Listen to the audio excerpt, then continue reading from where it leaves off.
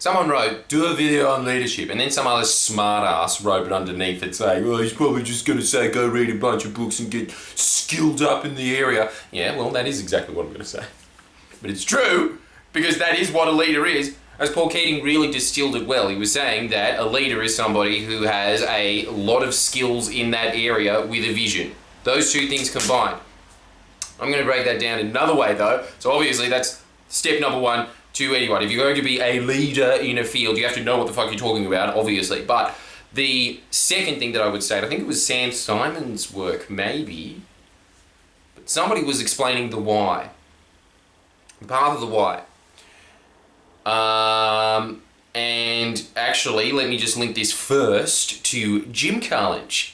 So anyway, he wrote this book called Good to Great. He noticed that the CEOs that created these lasting companies, that after that CEO retired, there's sometimes every now and then there would be a brilliant CEO that would just emerge on a white knight horse from the ether, usually coke, and come in, sweep the company off by its feet, and then swan on out with a bonus, and then the stock price would go digga. But then there was other companies that as soon as the CEO left, all the way up, still to this day, strong in the field, one of the leaders of the field. He created a culture of leaders, if you will. What he noticed is that these people didn't necessarily not have big egos like those other charismatic leaders that kind of led the company to a greater spurt while they were alive.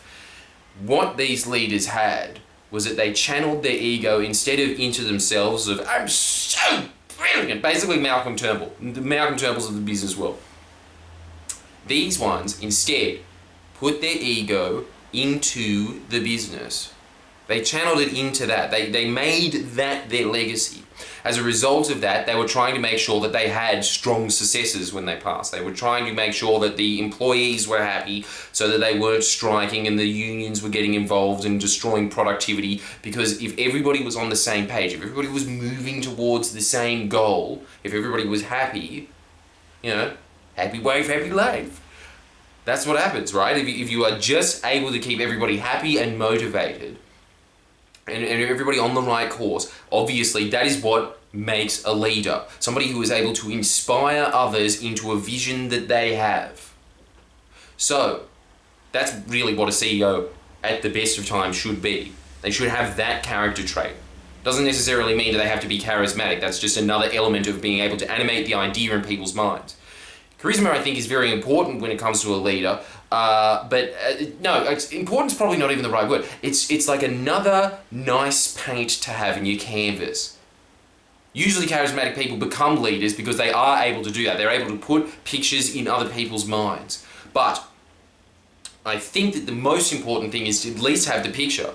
You obviously have to be an extremely good communicator to be a good leader, but the other thing that I think is very important as well is getting everybody on the same page of what your vision is. That's really what like a political campaign is about, even though they obviously don't mean shit because of media bias. But what a political campaign is saying is like, I have this vision of the future, while another political campaign says, I have this vision of the future.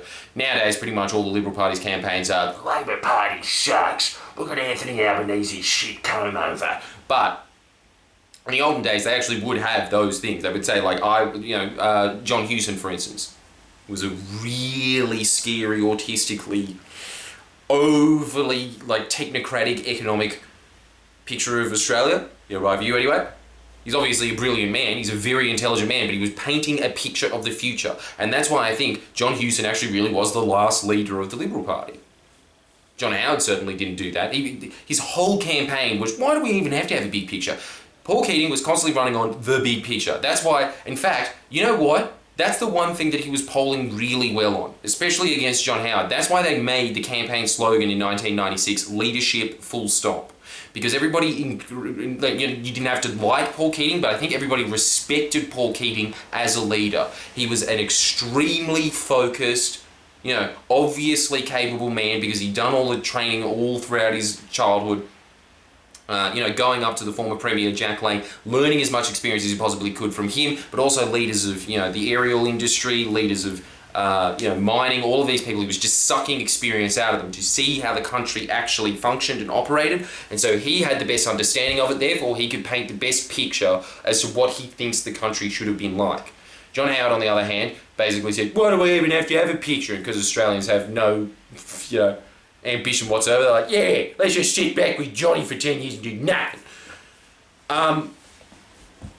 But what they are doing, and this is the other thing as well, all credit to John Howard, apparently behind closed doors, and it's very obvious when you read his book, he is a very clear writer, meaning that he is capable of clear communication. He had a clear image of what he wanted Australia to look like. And mission accomplished, John, you cunt. But he had that as well.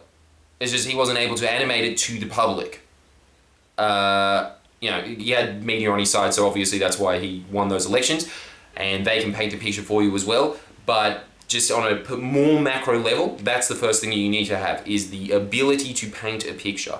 The second thing that I would say, and why are you doing that, is because, as I think it is Sam Thomas, I'll just say it again, but he was talking about the fact that there is the why factor. It's just that all of these brands, all of these successful political leaders over the years, what they are doing is they are explaining what the why is. Why I want the world to look like this constantly. The why. So they attract people that are on board with that idea around them, and they help prop up that idea because everybody's ego starts getting channeled into that project. That's a beautiful thing. That is what leaders do. Leaders get everybody to channel their efforts into a project with the idea that if you complete this project, everyone's lives are going to be better. You would have done something bigger than yourself. If you are able to communicate that to people, that if you do this, you are capable of accomplishing things that are bigger than you. Things that when you die, they're still going to be there. It's like that really old saying of, I don't know, I can't remember, I don't even know if it's true. It's just an old medieval folk tale, I think, but some knight walking along to some peasant lugging rocks, and they said, "Dear Gadster, Willie, what are you lugging those rocks for?" And he said, "I don't know, to build that wall over there." And then they saw another peasant that was coming along, and he was whistling, along, just dragging along, and they're just like, "Your rock's even bigger, what are you building?" And then he said, "Well, I'm building a monastery." And then they said, "Well, what's he building over there?" And then he said, "He's building the same thing." But they're completely different perspectives. So one of them was extremely motivated because he knew that that monastery would be there and it would be this beautiful architectural feat that wouldn't even be completed in his time. These things took generations to build.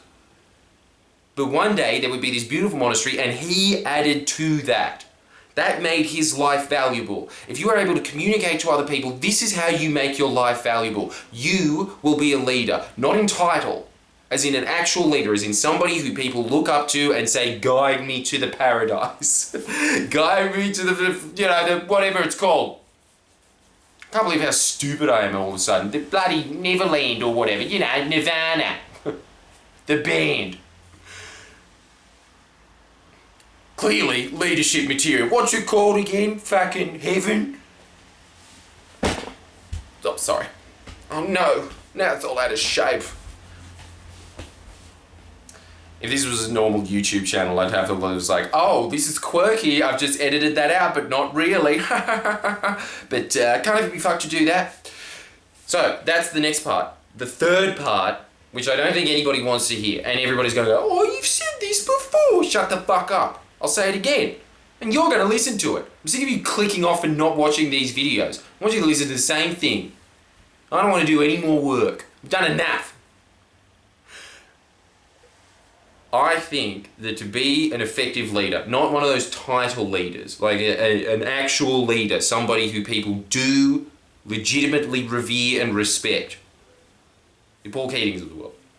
I think that to do that, first of all, you have to master yourself. This is why self-help is important. This is why I get that same little shitty message from those little Reddit communists or whatever the fuck they are, but just those people that are always going, this is disgusting, he's just making everything about the individual and not about the collective. It doesn't even understand that the reason that my life, which is awful because I have a laptop and I'm clearly sitting at home telling my mom to fuck off because I'm trying to jizz in here, I've got a terrible life. And it's because of the system. The system's holding me down.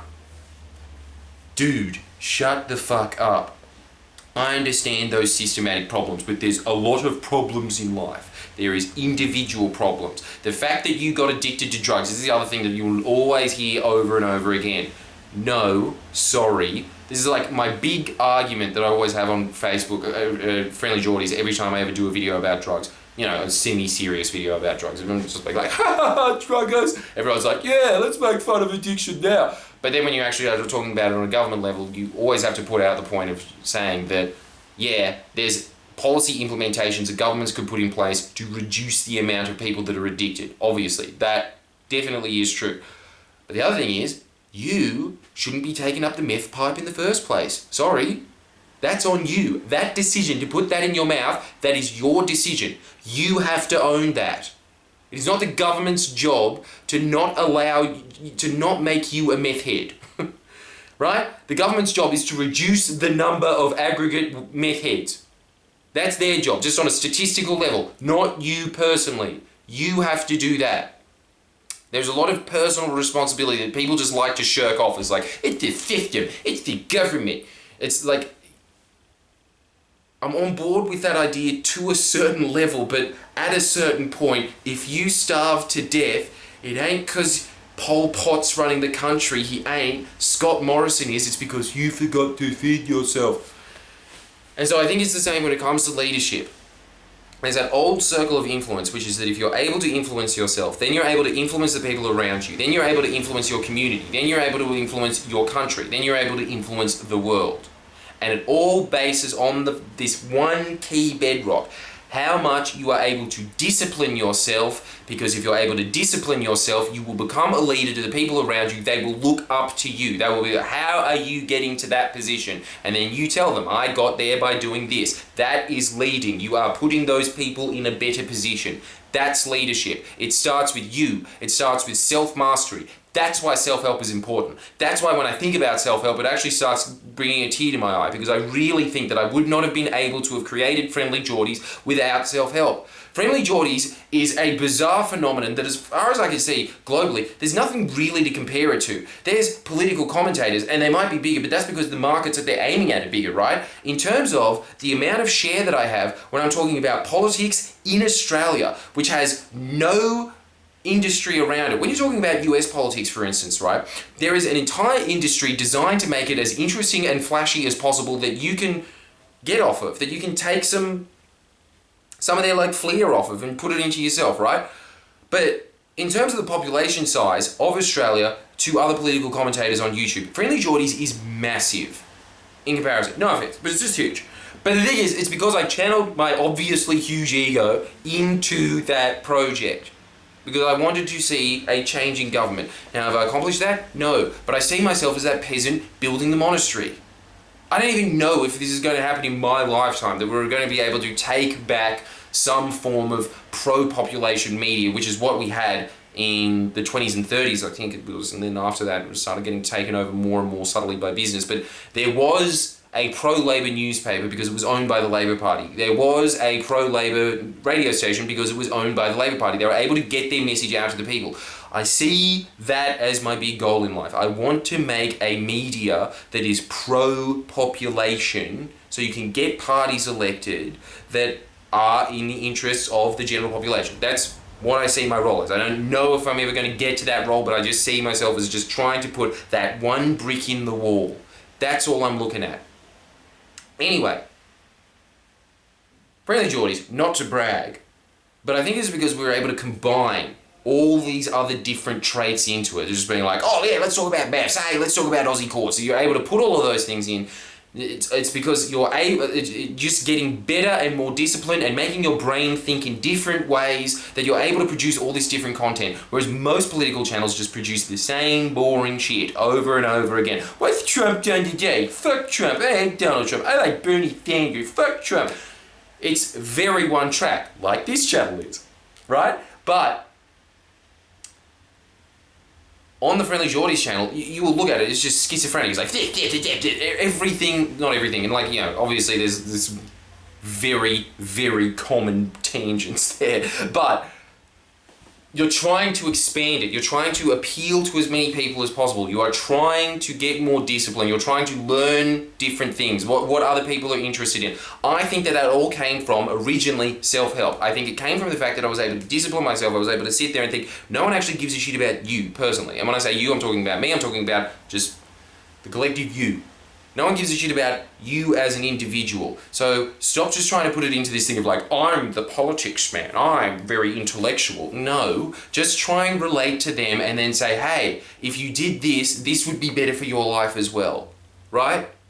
That is something that you learn from self-help. Another thing that you learn from self-help is that you need the discipline.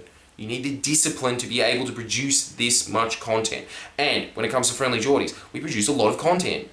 For the size of the staff that we have, it is a lot of work that goes into those. Those are very well edited videos, which is why everybody looks at these videos and always says like, what the fuck is this? Why isn't there constant memes getting thrown in front of me and background music? Because that's where the main bulk of energy goes. This is just another little side project to whoever wants to listen to it. I don't care how many views these videos get, just to see if I can just get a few more people inspired in their lives so that they can start thinking bigger and start making these own projects of themselves, because life just becomes more fun if you're able to do it. Anyway, sorry, long tangent. What I'm saying in all of this is that if you are able to discipline yourself, you are able to think in different ways. If you're able to think in different ways, you are able to move your life in more directions, as you've kind of got like instead of just like, I don't know, no bat vision of them. You've got little chameleon eyes that go, what if I did that? What about that? What about that? And so you are able to move in those different paths. And when that path doesn't work, okay, you just move over there, you do that. Does that work? Yep, okay, unlocked. You move up. That comes from self-mastery. Self-mastery comes from reading self-help. So that's basically my advice at the very beginning, was that you got me, just start reading self-help, man, you'll become a leader. I do think that though. I do think that, because you will be able to articulate the why, you will have a why in your life, you will start having a vision, and you will start becoming extremely competent, and you will become disciplined as well. It's about leading you first. Can you lead your own brain to a better place? If you can lead your own brain to a better place, you can lead people who think like you and are like you, because those are usually the people around your social circle. You're able to lead them. If you're able to lead them, you're able to lead people in your community, because your community is probably going to be that just a little bit more removed. Your nation, that just a little more removed. And then you get to that global thing of, we are all human, no? Anyway, that's all getting very hippie. Like the video, obviously, for the hippie vibes. Like it for the hippie vibes. And yeah, give me more questions. Thank you very much for your time.